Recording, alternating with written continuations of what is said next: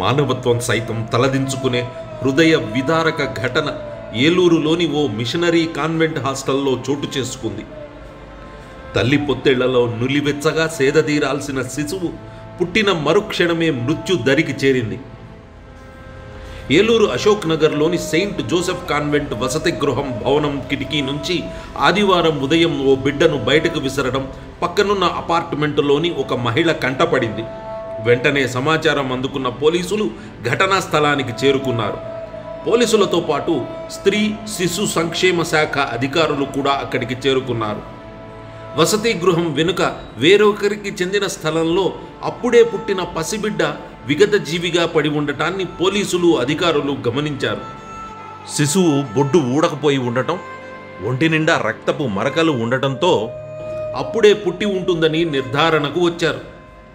శిశువుకు జన్మనిచ్చి అస్వస్థతకు గురైన సంబంధిత బాలికను 108 వాహనంలో సర్వజన ఆసుపత్రికి తరలించారు. శిశువు మృతదేహాన్ని ఆసుపత్రి మార్చురీకి పంపించారు.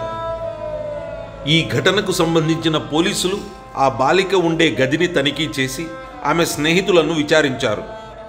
ప్రాథమిక విచారణలో వెల్లడైన అంశాల ప్రకారం సెయింట్ జోసెఫ్ కాన్వెంట్ హాస్టల్లో పలు ప్రాంతాల నుంచి వచ్చిన బాలికలు, యువతులు, సిస్టర్లు అంటే క్రిస్టియన్ నన్స్గా శిక్షణ పొందుతూ ఉంటారు. గర్భం దాల్చిన బాలిక నంద్యాల నుంచి వచ్చి నగరంలోని ఓ కళాశాలలో ఇంటర్ ద్వితీయ సంవత్సరం చదువుతోంది. ఈ ఘటనకు సంబంధించిన ఫాదరీ శిక్షణలో ఉన్న ఒక వ్యక్తిపై అనుమానాలు వ్యక్తమవుతున్నాయి. ఏలూరు సమీపంలో క్రైస్తవ ఫాదరీలుగా శిక్షణ పొందుతున్న కొంతమంది తరచూ ఇక్కడికి వచ్చి వెళుతుంటారని, ఈ క్రమంలో ఓ ట్రైనీ ఫాదరీ బాలికతో పరిచయం పెంచుకొని శారీరక సంబంధం పెంచుకోవడం వల్లే ఆమె గర్భం దాల్చినట్టు తెలుస్తోంది.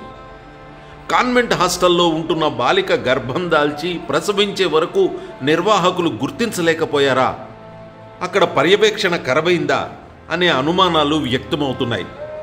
నెలలు నిండిన తర్వాత కూడా శారీరక ఆరోగ్య పరిస్థితుల్లో మార్పులు వచ్చినా హాస్టల్ యాజమాన్యం గమనించలేకపోయిందా అనే సందేహాలు స్థానికులు వ్యక్తం చేస్తున్నారు. హాస్టల్ గదిలో తోటి విద్యార్థినులే బాలిక ప్రసవానికి సహకరించారని, అప్పుడు కూడా నిర్వాహకులకు విషయం చెప్పలేదని తెలుస్తోంది.